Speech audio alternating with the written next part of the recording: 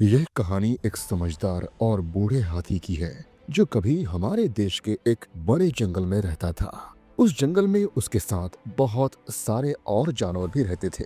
वहाँ बाघ और तेंदुए थे, हिरण और मगरमच्छ, पक्षी और सांप और हर तरह के अद्भुत प्राणी रहते थे। पर इन सब में यह बूढ़ा हाथी राजा बन गया और मैं आपको बताऊंगा कि वह कैसे और क्यों राजा बना। यह कहानी बहुत ही ज्यादा दिलचस्प और रोमांचक कहानी है, इसलिए वीडियो को एंड तक जरूर देखिएगा।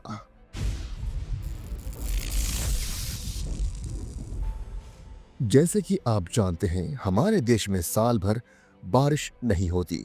असल में 8 या 9 महीने तक बिल्कुल भी बारिश नहीं होती और धरती गर्म और सूखी हो जाती है। फिर साल के बीच सबसे गर्मी के मौसम के बाद जोर की बारिश होती है और जब बारिश आती है तो दिनों तक छोड़ो हफ्तों तक लगातार बारिश होती है, जैसे कि पूरी साल की कमी एक ही बार में पूरी करने की कोशिश हो रही हो। जंगल में तालाब और नदियां इस बारिश के पानी को संभाल के रखती है जो कई महीनों तक चलता है। इसी पानी से सब पक्षी, जानवर और जंगल के अन्य प्राणी जीवित रहने के लिए गर्मी के महीनों में पानी पीते हैं।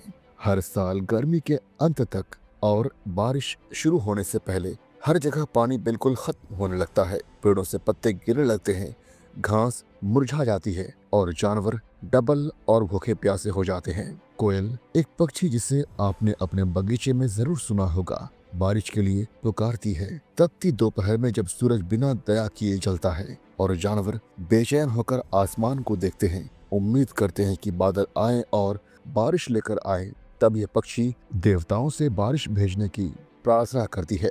और सबसे अजीब बात यह है कि अक्सर देवता इस पक्षी की पुकार सुन लेते हैं और कुछ ही दिनों में बारिश भेज देते हैं जो जंगल को तर कर देती है।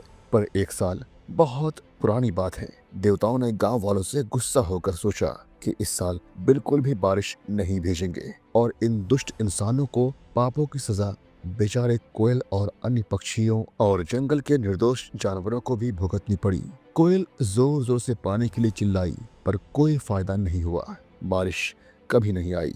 जंगल के सभी जानवर प्यास से तड़पते रहे पर फिर भी एक बूंद पानी तक ना गिरा। आखिर एक दिन उन्होंने सोचा कि अब तो उन्हें मरना ही पड़ेगा। तब उन्होंने एक सभा बुलाने का फैसला किया ताकि एक साथ मिलकर यह तय कर सके कि अब क्या किया जाए। लेकिन उससे पहले उन्हें आपस में एक समझौता करना पड़ा। बाघों को वादा करना पड़ा कि सभा में आने वाले हिरणों को नहीं मारेंगे और तेंदुओं को भी यह वचन देना पड़ा कि किसी और प्राणी को नुकसान नहीं पहुंचाएंगे।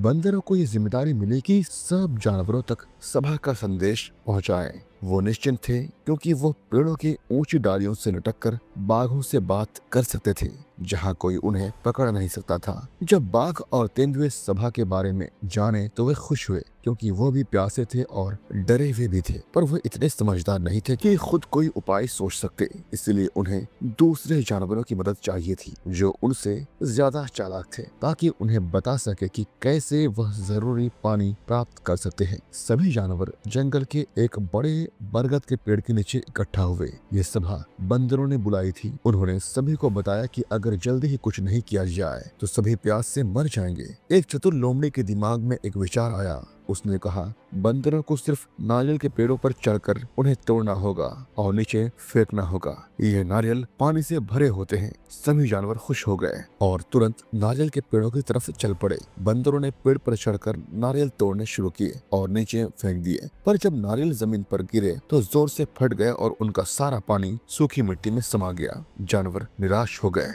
तब एक बूढ़ा हाथी आगे आया। उसे किसी ने पहले समझने की कोशिश नहीं की थी क्योंकि वह शांत और सबका भला चाहने वाला था। उसने बताया कि 50 साल पहले एक बार ऐसा ही सूखा पड़ा था। तब उसने एक सूखे झरने की तलबेड़ी में अपनी सूंड और पैरों से मिट्टी खोदना शुरू किया था। धीरे धीरे मिट्टी ठंडी और गीली होने लगी और आखिर उससे पानी मिल गया था। सभी जानवर उसे विनती करने लगे वो फिर से ऐसा करे। बूढ़ा हाथी तुरंत तैयार हो गया और सभी एक सूखे झरने की तरफ चल दिए। हाथी ने एक मुलायम मिट्टी वाली जगह चुनी और खोदना शुरू किया।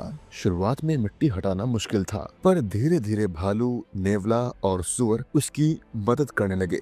सभी जानवर मिलकर जोर जोर से खोदने लगे। कुछ घंटों बाद मिट्टी का रंग बदलने लगा, वह गीली होने लगी और पानी की महक आने लगी। फिर एक छोटी सी पानी की धार दिखाई दी। सभी और तेज और गहरा खोदने लगे। 4 घंटे में एक बड़ा गड्ढा बन गया जो पानी से भर गया। जानवर जोश से पानी पीने लगे, पर हाथी, जिसने सबसे ज्यादा मेहनत की थी, सबसे आखिर में पानी पीने आया। वह छोटा नहीं था, चाहता तो सबको हटाकर पहले पी सकता था, पर उसने ऐसा नहीं किया। जानवर अब भी वहाँ खड़े थे। हाथी ने पूछा, क्या किसी को और पानी चाहिए? सभी एक स्वर में बोले, हम आपका धन्यवाद देना चाहते हैं और आपको अपना राजा बनाना चाहते हैं। आप सबसे सक्षम, समझदार और उदार हैं। फिर एक एक करके सभी जानवर बड़े हाथी के सामने आए, उसका धन्यवाद किया और अपनी प्रार्थना व्यक्त की। सभी भावनाओं से भरे हुए थे, कुछ की आंखों में आंसू भी थे। बाघ, जो पहले जंगल का राजा माना जाता था, खुशी खुशी हाथी को ये पदवी देने के लिए तैयार हो गया।